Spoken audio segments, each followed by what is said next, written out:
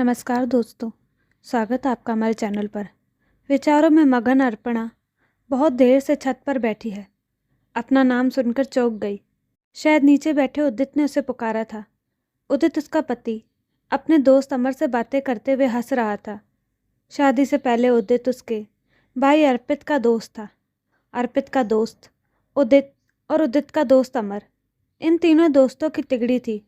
अर्पित न बहुत शांत और न गंभीर, उसे ऊंचे स्वर में बोलते हुए किसी ने नहीं सुना होगा। अर्पणा ने भी शांत प्रकृति की ही थी। भाई के साथ उसके दोनों दोस्त आते जाते थे। अर्पणा का अक्सर चाय नाश्ते के साथ उनके कमरे में जाना होता था। ऐसा शायद कभी नहीं हुआ कि अमर के चुटकुलों और बात बेबात ठहाकों में कभी उदित खुलकर हंसे हो।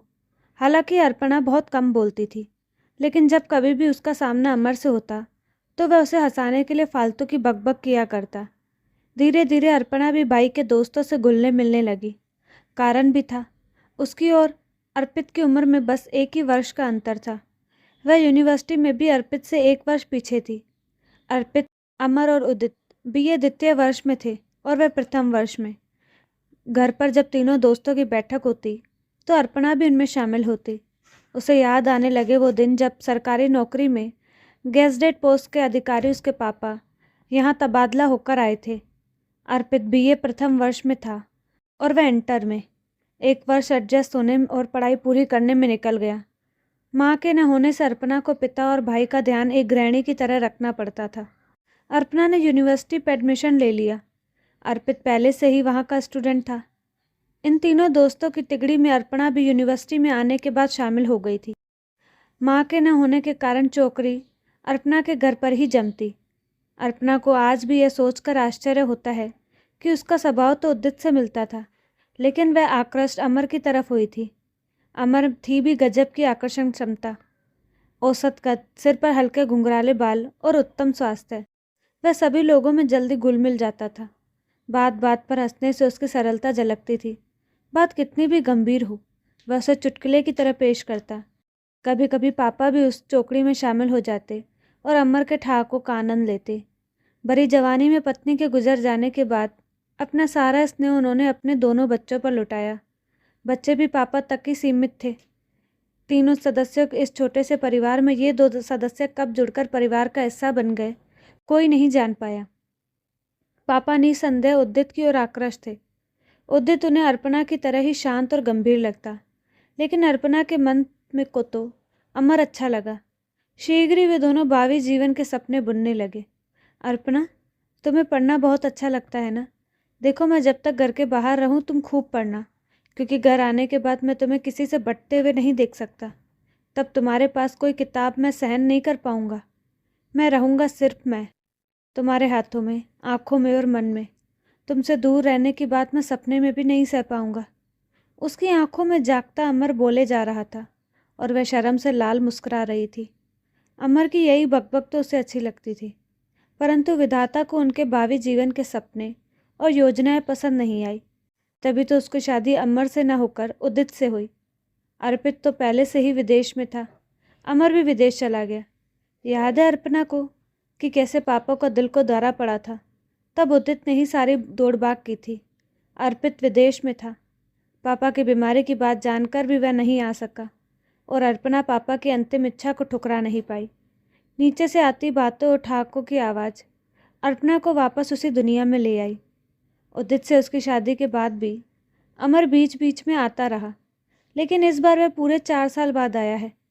दोनों मित्र पुरानी यादों में खोए, कभी बात करते हैं और कभी ठहाका लगाते हैं। घर का नौकर रामू आज छुट्टी पर है। ये ध्यान आते ही अर्पणा नीचे उतरने लगी। अमर की पसंद का खाना वैसे भी वह खुद ही बनाना चाहती है। वह किचन में ही थी कि अमर की घबराई हुई आवाज़ सुनकर ड्राइंग रूम में दौड़कर आ गई। उदित अपनी छाती पर हाथ रखे तड़प रहे थे। शायद उन्हें माइनर हार्ट अटैक हुआ था। अमर, पानी, दवा, डॉक्टर के लिए चिल्ला रहा था। फ़ोन खराब था, घर में नौकर नहीं। अमर ने दौड़कर टैक्सी बुलाई और उदित व अर्पणा को लेकर तुरंत अस्पताल पहुंचाया। 2 दिन की भागदौड़ और परिश्रम के बाद आज उदित को होश आ गया। अर्पणा 2 रातों की जागी, थकी और परेशान थी। अमर ने अर्पणा को घर जाने के लिए कहा, लेकिन उदित ने दोनों को ही घर जाने के लिए कहा कि तुम दोनों ही 3 दिन के थके परेशान हो। अब तो रामू आ गया है, तुम लोग घर जाकर थोड़ा आराम कर लो। रात को रामू यहाँ रह जाएगा। उसने अधिकार का प्रयोग करते हुए अर्पणा को अमर के साथ घर जाने को कहा। अमर और अर्पणा घर आ गए। उसने समीप बैठकर अर्पणा के कंधे पर हाथ रखा। अर्पणा, तुम बहुत परेशान हो रही हो, थोड़ा आराम कर लो। अर्पणा चुपचाप उसके कंधे से सट गई। अमर उसके बालों में उंगलियां फिराने लगा। आंखें बंद किए हुए अर्पणा का चेहरा उसे प्यारा लगने लगा। स्मृति पटल पर 7-8 वर्ष पहले की यादें ताज़ा होने लगी। मैं तुम्हें किसी के साथ बंटने नहीं दूंगा। अर्पणा की आंखों से 2 बूंद आंसू ढुलक कर उसके गालों पर आ गए। अपने गालों से अर्पणा के गाल सटा लिए। अर्पणा ने भी अमर की छाती में सिर छुपा लिया, जैसे उसे युगों के बाद ऐसी शांति मिली हो। अगले दिन सुबह सब प्रकृतिस्थ था। अमर के साथ अर्पणा सुबह ही अस्पताल आ गई, लेकिन एक तूफान आकर गुजर चुका था। अर्पणा, अमर और उदित पर भी। 15 दिन बीत गए। उदित स्वस्थ होकर घर आ गए। अमर भी अमेरिका वापस चला गया। आज अमर को गए हुए भी 1 माह बीत गया था। लोन में बैठे उदित उसकी सेवा भावना की प्रशंसा कर रहे थे। उसकी ओर देखकर बोले, मेरी बीमारी के कारण तुमने अपना ध्यान नहीं रखा। तुम्हारा चेहरा पीला पड़ गया है, दुबली भी लग रही हो। अर्पणा चौंक गई, लेकिन तुरंत संभलते हुए बोली, हाँ उदित, मैं भी सोच रही हूँ अब सारे चेकअप करा लिए जाए। अपनी कुर्सी से उठकर उदित अर्पणा के पास आ गया। ओ अर्पणा, सचमुच इतने दिन बाद आखिर भगवान को भी मुझ पर रहम आ गया। उसने अर्पणा का हाथ पकड़कर चूम लिया।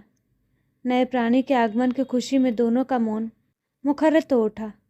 उसी समय उदित ने नए मेहमान के लिए सारे सपने बुन डाले। इतने सालों बाद घर में खुशी आई थी, लेकिन विधाता को न जाने क्या मंजूर था। उदित बेहद खुश और सुंदर भविष्य के सपने चुनता हुआ घर पहुंचने की ललक में अपनी मोटरसाइकिल दौड़ा रहा था कि अचानक संतुलन खो बैठा और एक कार से टकरा गया। घर पर खबर आई। अर्पणा बदहवास पागल सी हो गई। उसकी आंखों में 2 महीने पहले वाला मंजर घूम गया। अभी तो उदित की कमजोरी भी दूर नहीं हुई। उफ भगवान, ये क्या हो गया। इस बदहवासी में उसने सबसे पहले अमेरिका फ़ोन लगाया। अमर से बात करते हुए रोने लगी। आ जाओ के अलावा उससे कुछ बोलते नहीं बन रहा था। उसने ये भी नहीं सोचा कि अभी 2-2.5 महीने पहले ही वह वापस गया है। हालांकि अर्पणा का भाई भी है, लेकिन उसका होना न होना बराबर ही है, क्योंकि उसने विदेशी लड़की से शादी करके वहीं की नागरिकता ग्रहण कर ली है। बहन से तो उसका रिश्ता टूट सा चुका था। उदित बहुत ज़्यादा घायल हो गया था। डॉक्टर ने अर्पणा को समझाते हुए बताया था कि अब ये पिता नहीं बन सकेंगे। न जाने कैसे उदित भी ये बात जान गए थे, परंतु संतान के आगमन की सूचना ने उदित को उतना घायल नहीं किया जितना इस वंचित सुख पर होते। 1 हफ्ते में अमर भी आ गया।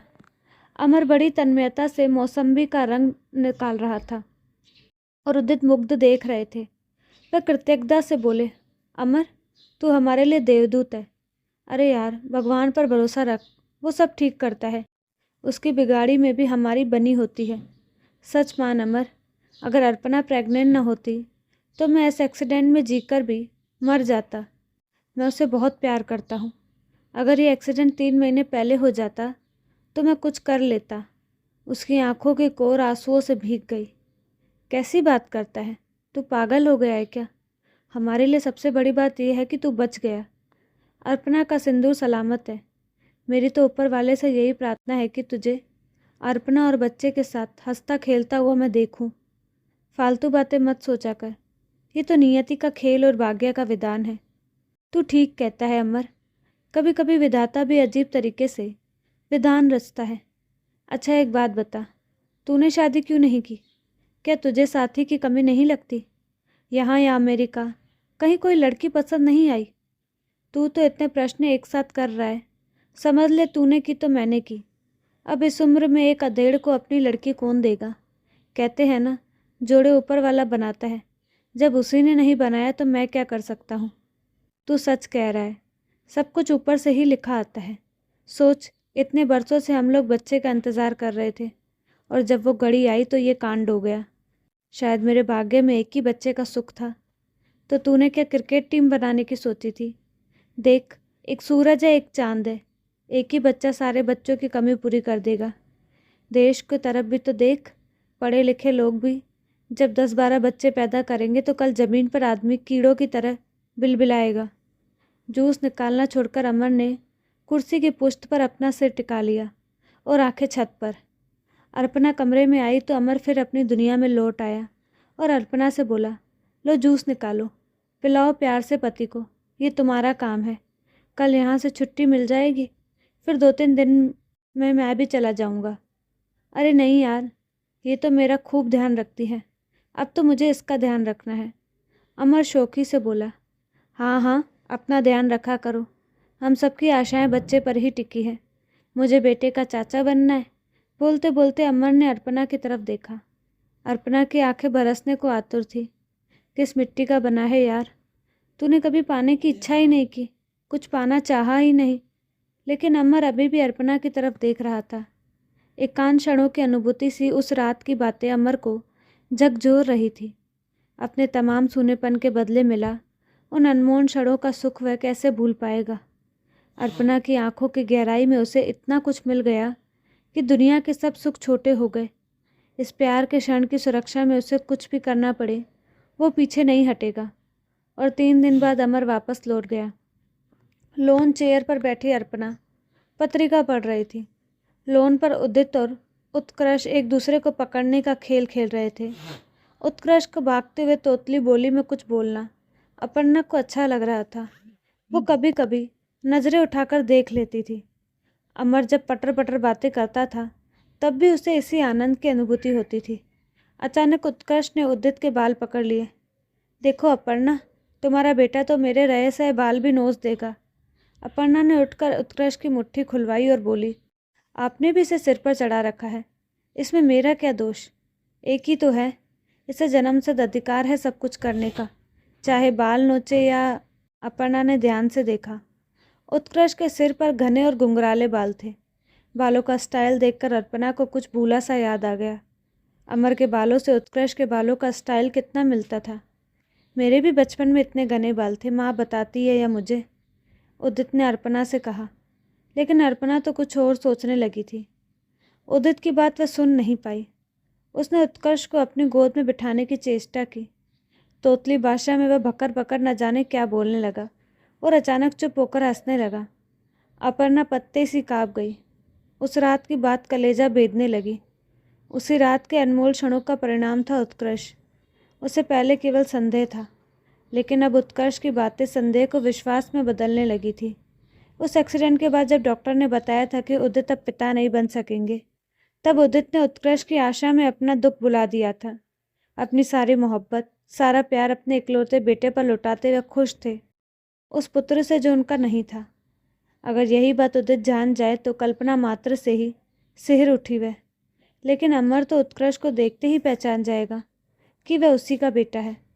तब क्या वह अपने पितृ स्नेह पर काबू रख पाएगा? उसे विश्वास था कि अमर जानकर भी ये बात कभी मुंह पर नहीं लाएगा। लेकिन वो कैसे सामना कर पाएगी अमर के प्रश्न करती आंखों का? अभी कल ही तो अमर की चिट्ठी आई है, वो इस महीने में कभी भी आ सकता है। उदित को नई कार लेनी थी, लेकिन वो कहते हैं अमर आने वाला है, उसके साथ ही सेलिब्रेट करना है इस खुशी को। अमर के आने की खुशी थी या भय? अपर्णा की आंखों से नींद उड़ गई थी। निश्चित समय पर अमर आया। अर्पणा उसे लेने एयरपोर्ट पर नहीं जाना चाहती थी। उदित सुबह से ही शोर मचाए थे, तुम और उत्कर्ष जल्दी तैयार हो जाओ। कई बार उसने सोचा कि वह उदित से स्पष्ट मना कर दे, परंतु न चलने का कारण उदित ने पूछा तो वह क्या जवाब देगी। बेमन से तैयार हुई। उसकी ओर देखते ही उदित बोले, ये कौन सी साड़ी पहनी है? वो क्यों नहीं पहनी जो पिछली बार अमर तुम्हारे लिए लाया था? कितना अच्छा लगेगा उसे देखकर।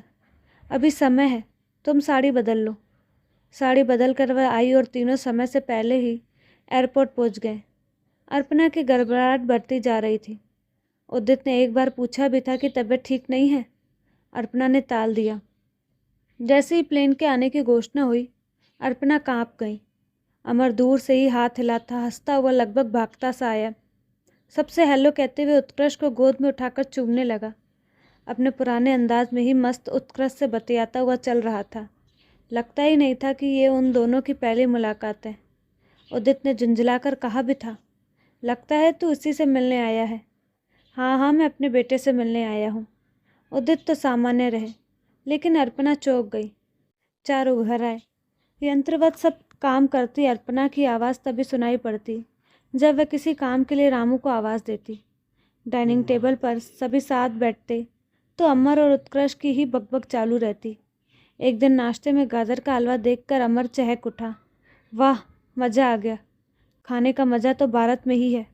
अपर्णा, तुम्हें अब भी मेरी पसंद याद है? अपर्णा कुछ बोलती कि उससे पहले ही उत्कृष्ट बोल पड़ा।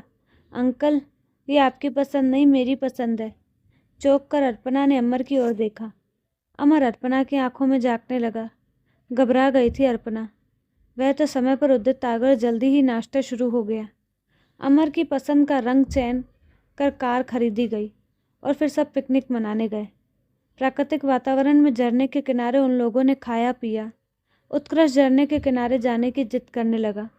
उदित उसे लेकर चले गए। अमर और अर्पणा अकेले रह गए। अभी तक अर्पणा अमर से अकेले में नहीं मिली थी। जब जब ऐसी परिस्थिति आई तो अपर्णा ने टाल दी। आज दोनों आमने सामने थे, लेकिन लंबी खामोशी थी। वातावरण की शांति भंग करते हुए अमर ने ही कहा, अपर्णा, कोई बात है जो तुम्हें परेशान किए हुए हैं?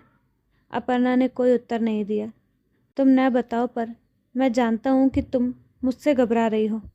मैं उत्कृष्ट को देखते ही पहचान गया था। तुम्हारे घबराहट का कारण भी यही है। अपर्णा, मैंने तुम्हें प्यार किया है, परेशान नहीं करूँगा। उत्कृष्ट तुम्हारा है, तुम दोनों का है। मैं तो पहले भी खाली हाथ रह गया था और आज एक बार फिर रह जाऊँगा तो क्या फ़र्क पड़ेगा। सुनो, अब जाने के बाद मैं तुम्हें परेशान करने नहीं आऊँगा, लेकिन तुम्हें खुद मरकर भी प्यार करता रहूँगा। मेरी आत्मा भी तुम्हें खुश देखना चाहेगी। उस एक बात को भूल जाओ अपर्णा। 2 बूंद आंसू अपर्णा की आंखों से गालों पर छलक आए, लेकिन अमर ने उन्हें पूछा। उदित ने आते ही पूछा, तू और चुप, ये आश्चर्य कैसे? अमर के बोलने से पहले ही उत्कृष्ट ने कहा, पापा, आप नहीं जानते हैं, दोनों मेरे बारे में सोच रहे थे। मैं नहीं था ना, फिर बकर बकर कौन करता। शाम को सब घर आ गए। 15 दिन बाद अमर वापस चला गया। चलते समय उसने उत्कृष्ट को बहुत प्यार किया। अपने से भींचकर उसे चूमता रहा। अमर की आंखें भर आई। सबसे नज़रें बचाकर आंसू पोंछकर हाथ हिलाता वह आगे बढ़ गया। कुछ दिन बाद आधी रात के बाद फ़ोन की घंटी गनगना उठी। फ़ोन उदित ने उठाया। हेलो, हाँ, कैसे, कब? किसी अज्ञात आशंका से अपर्णा भी धड़ने लगी। उधर से बताया गया कि पिछले कई दिनों से अमर बहुत परेशान थे। शायद हृदय पर दबाव पड़ने के कारण हार्ट फेल हो गया। उदित चिल्लाए, अपर्णा, अमर नहीं रहा। आगे के सारे शब्द उदित के रुधे हुए स्वर में घुल गए। एक लंबी सांस खींचकर अपर्णा ने आंखें बंद कर ली। सोते हुए उत्कृष्ट को उठाकर सीने से चिपका लिया। बंद आंखों से ढुलकते हुए आंसू उसका तकिया भिगोने लगे। अपर्णा खुद नहीं जानती थी कि ये आंसू दर्द के हैं या कृतज्ञता के। तो दोस्तों, आपको कहानी कैसी लगी? अपनी राय कमेंट बॉक्स में ज़रूर दें और साथ ही हमारे चैनल को लाइक शेयर सब्सक्राइब करना ना भूलें। धन्यवाद।